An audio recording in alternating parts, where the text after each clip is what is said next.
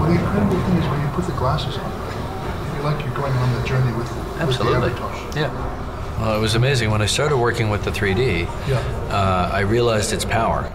And I thought, oh, I've got a great story. It's going to be an amazing world. Let's do it in 3D, and let's add that power to it as a kind of turbocharger, you know. Can you hear the soundtrack in the background? Yeah, they're getting chased by the Leonopterics right about now. The question would be, what's it like to make a work of art that empowers so many people? You know, it's really it's been an intense experience. You know, I mean, I thought I was making an adventure film, piece of entertainment, with a message embedded in it, maybe a couple of layers of messaging, excuse me, perhaps environmental message, maybe even a spiritual message if you want to interpret it that way, and some people do. But I never expected it to have the reach that it's had, and the feedback to us has been so powerful.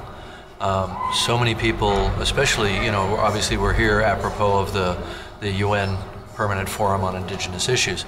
So many Indigenous rights watch groups and so on, NGOs, have come to me and said, this film is our reality. This is, Pandora is real, it's happening right now. Let's show you, you know, what's going on. Okay. And so I've been, you know, my consciousness has been elevated as a result of the aftermath of the film's success. Okay, now what about your image of yourself? How has James Cameron changed as a result of this revelation that this thing has had so much power and touched so many people? What's it like personally for you? Well, it's been a personal odyssey because I've met so many people who are so in need of some kind of media access, to have a voice, to have their issues understood by the greater public, which, you know, in recession times is sort of in denial and doesn't want to know about it. But these are urgent issues, and so the effect that that's had on me is I get personally involved, and all of a sudden I'm busy and I'm doing things I've never done before, and that's exciting. I mean, for me, I'm a curious guy. I like challenges.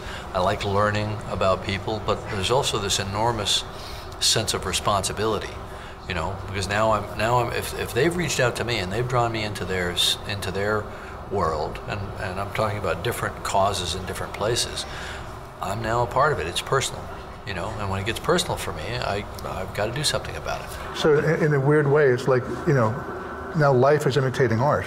It is, and I really had that feeling when I was in the Amazon recently on our second trip, and here I was in this village. We had gone about 180 miles from the nearest town, you know, by boat, 12 hours, and we were in a village, and they were chanting and dancing, and it was all you know, very, very traditional.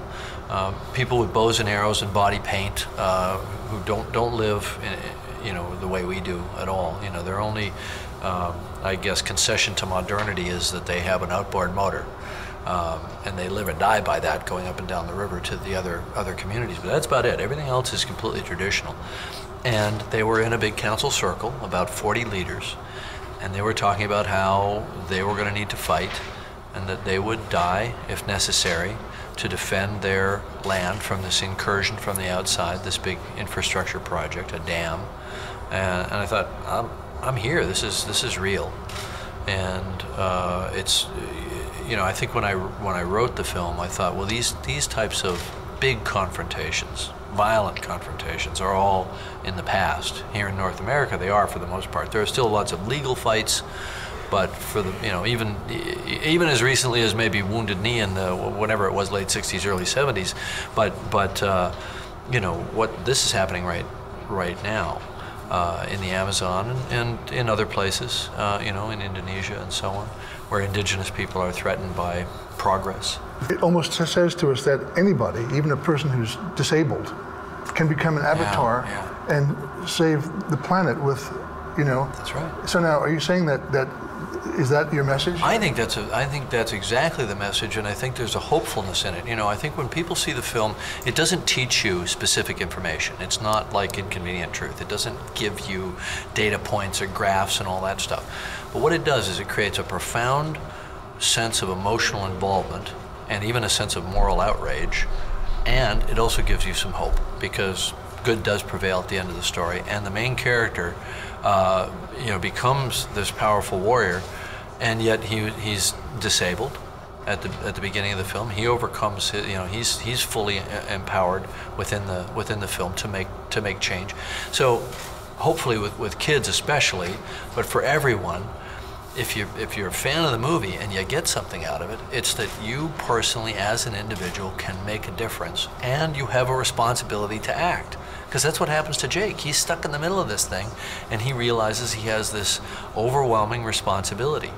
In a funny way, his sense of honor outweighs his sort of dogmatic sense of duty to the authority figures that put him in that situation. His sense of personal honor to do what's right outweighs his programming. And that's what we all have to do in this. We have to do what's right, not what we're told, and not what we previously believed. Do you have a way of connecting to your Aboriginal nature in your personal life? Well, it's funny, I was with a number of Indigenous leaders this afternoon, and I told them a story of when I was 9 years old. I got some other kids in the neighborhood to go out into the woods, and with just hatchets that we had gotten from our dad's workshops and basements, we were going to build an Iroquois longhouse in the traditional way. And two of the kids wound up in the hospital with poison ivy, and I wound up covered with poison ivy, and the longhouse never got built. So so you can feel the urge to connect, but we really need to benefit as civilized society from the wisdom of these people that have lived this way for thousands of years. Their wisdom is what we're lacking right now, and their value system is what we desperately need in order to survive. How can that happen? Well, I think we talk to them. I think we honor them. We respect them. As a filmmaker, my instinct is get a camera in there. Do it in 3D. Let them talk. Let them share what they have. And when they connect with each other, that seems to be real power. Well, around the world. Unity is critical, and they need to. And they know this. They need to not forget about their parochial interests, but see beyond that to the power that they have as a chorus of voices, and that's, I think, what this UN Permanent Forum can do. And tonight. And that's what we're doing right here tonight. We've got all these leaders together, all these Indigenous leaders from North America, South America, from all over the world, and they're here, watching Avatar. But that's really just a focusing element. A lot of them, I'm sure, have seen it, and they're resonating with the message. But they're going to talk, and that starts a dialogue, and it starts a dialogue with the public, which is what this interview is all about.